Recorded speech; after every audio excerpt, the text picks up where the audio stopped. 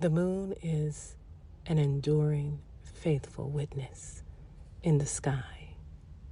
Psalm 89, verse 37 reveals this to us from the heart of our nurturing, compassionate, wise, kind sustainer and creator.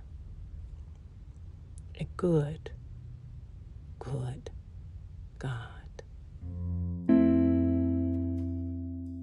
We are at the end of another lunar cycle, and it is time for surrender and rest.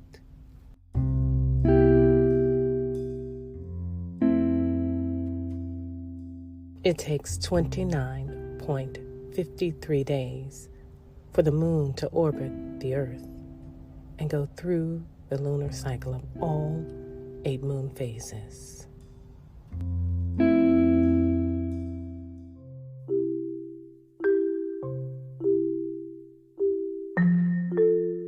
The moon is illuminated by the sun, and this illumination is constantly changing, and I want to invite you to notice and nurture how you embody the way you orbit in this body, the various places on this earth, as you go through the various phases that change constantly.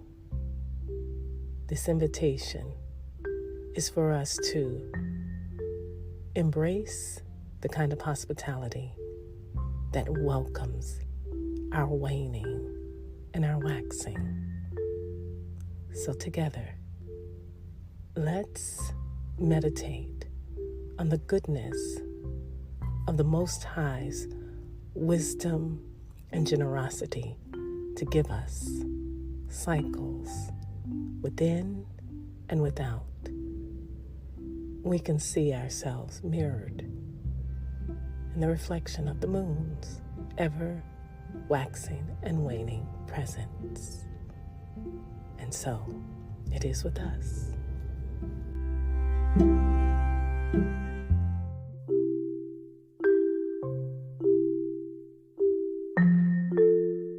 Considering we humans are made from 70% of water, just like the moon exerts a robust gravitational pull upon our oceans and seas, it has the same effect on us, being mostly water beings ourselves. And it is during the powerful course of the new moon and full moon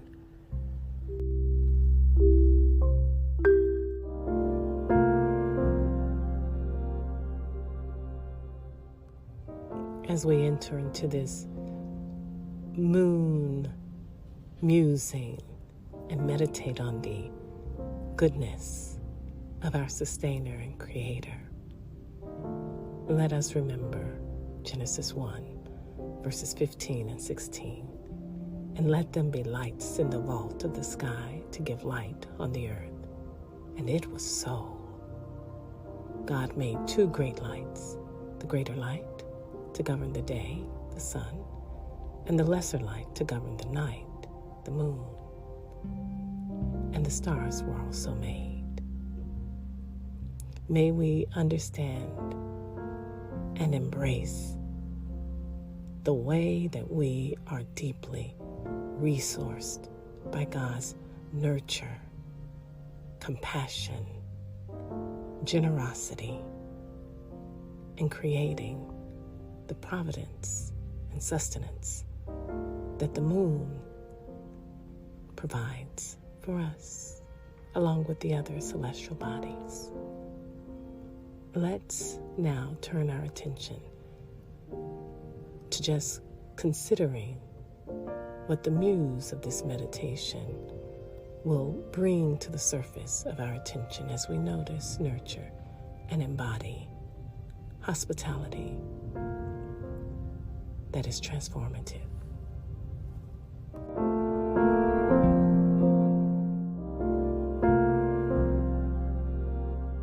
The lunar calendar differs from the solar Gregorian calendar that many of us use today. But I want to invite us to notice the lunar calendar and hold space for its significance, because it relies heavily on the moon's cycle to regulate the months as we see the waxing, the appearance of it growing larger, and the waning, the appearance of it growing smaller. And so with the lunar calendar, which the Hebrew calendar is tethered to, it has 12 months, and it's time to coincide with each lunar month. So the time that it takes the moon to orbit the earth and return to the same spot in the sky that is viewed from the earth, that's what we're talking about, is the relationship between the moon and the earth and the effect that the moon has on the earth and has on the people and the other creatures on this earth. And so when we consider the fact that the moon is speaking a story to us, narrating to us God's providence, narrating to us the ebb and flow of life, we begin to appreciate our own reemerging, our own ebb and flow. Just like the moon, when it reemerges as a narrow crescent and it goes through its cycles. And we ourselves can see this ushering us into a place of compassion where we don't compare our waning and waxing as if one is better than the other.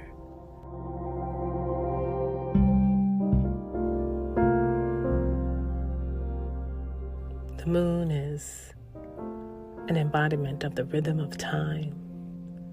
It is also a mirror for the cycles of womanhood, a beautiful force that can impact everything from the ocean waves to our emotions and even our sleep. And so one of the things that we know is that there is a relationship between the moon and our connection to aligning with our sleep, aligning with certain hormonal changes. And it does, in fact, affect our sleep, our mood, and our emotions. And so when we pause to notice and nurture and sync up with the cycles and align with the flow of the moon, as it also mirrors back to us our own flow. Remember, some of us are menstruating, but some of us are not. And so this flow becomes something that transcends just what the flow is physically. Physiologically, some of us are not bleeding, but we bleed in other ways. And the moon can be a way for us to truly become mindful of our ever-changing cycles, phases. And instead of fight it, we are invited to flow.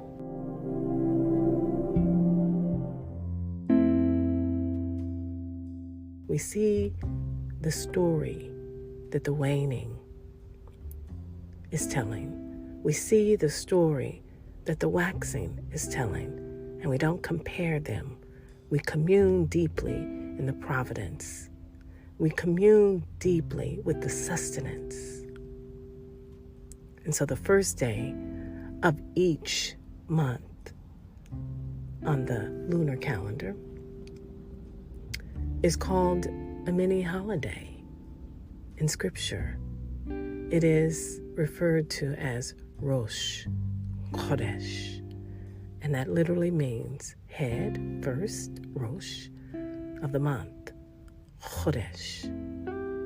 And so one of the things that we have is the months that are telling a story from the sky, from the heavens, and also the month cycle within our feminine bodies telling a story.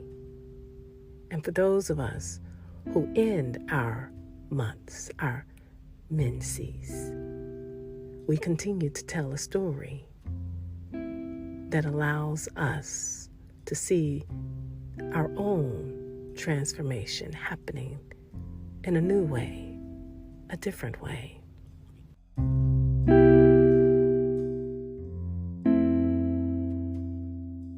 A meaning that is no less significant than those who are still having inner lunar phases that allow them to see the ever-changing ebb and flow of their feminine presence in the world, in their waxing and waning. And just like the moon, the waxing and waning reminds us that there's nothing static,